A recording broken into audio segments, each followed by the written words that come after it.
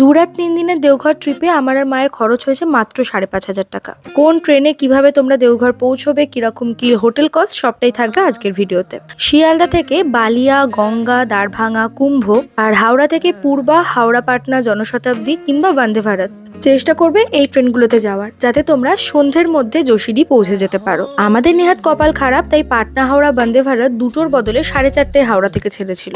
আর রাস্তা তো প্রচুর লেট করায় আমরা যশোরে পৌঁছেছি 10:45টার সময়। যেহেতু ভেবেছিলাম সন্ধ্যেবেলাতেই পৌঁছে যাবো, তাই আগে থেকে কোনো হোটেল বুক করিনি, কারণ এখানে হোটেলের কোনো অভাব নেই। আমার তো মনে হয় আগে থেকে হোটেল বুক করলে কস্টিংটা অনেকটা বেড়ে যায়। তবে আমার মনে হলো যেহেতু রাত হয়ে গেছিল, তাই হোটেলওয়ালাগুলো একটু বেশি বেশি চার্জেস করছিল। ন্যাচারালি মন্দিরের কাছে প্রচুর হোটেল থাকায় কস্টিং কিন্তু খুব একটা বেশি নয়। আর এখানে কিন্তু ঠান্ডাটা কলকাতার থেকে প্রায় ৩-৪ ডিগ্রি কম। তো রীতিমতো কাঁপতে কাঁপতে আমরা বেশ কয়েকটা হোটেল দেখে নিলাম। লাক্সারি থেকে মিডিওকর সবকিছুই দেখেছি। অলমোস্ট ৩-৪টে হোটেল দেখলাম এবং যা বুঝলাম এখানে মোটামুটি যেগুলো লাক্সারি হোটেল ৩,০০০ টাকা নিচ্ছিল আমাদের ডাবল বেডরুম। আর যদি আমার পার্সোনাল ওপিনিয়ন বলো, ফ্যামিলির সাথে ঘুরতে এসে খুব একটা লাক্সারি হোটেলের দরকারও নেই। একটা ডিসেন্ট ওয়াশরুম আর পরিষ্কার পরিচ্ছন্ন ঘর ইজ এনাফ, কারণ সারাটা দিন কেটে যাবে বাইরে বাইরেই। তাই ৩,০০০ টাকার রুমটা সুন্দর হলেও তাকে টাটা বাই বাই বলে আমরা সিলেক্ট করলাম হোটেল ভরদ্বাজের ১৬০০ টাকার একটা রুম। যেহেতু ৫ জন একটা রুমেই থাকবো, এখানে হোটেল কস্ট আমাদের অনেকটাই কমে গেল। তো চলো এবার আমি তোমাদেরকে হোটেলের রুম ট্যুরটা দিয়ে দিই।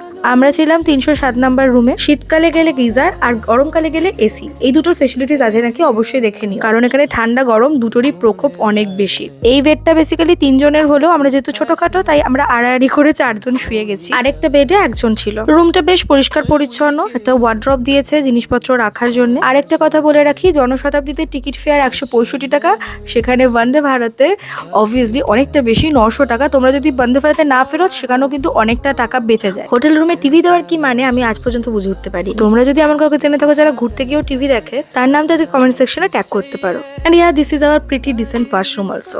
কমেন্ট করে জানাও যে এই রুমটা ১৬০০ টাকার জন্য ওয়ার্থ ইট কিনা। আমার তো মনে হচ্ছে একটু বেশি প্রাইস।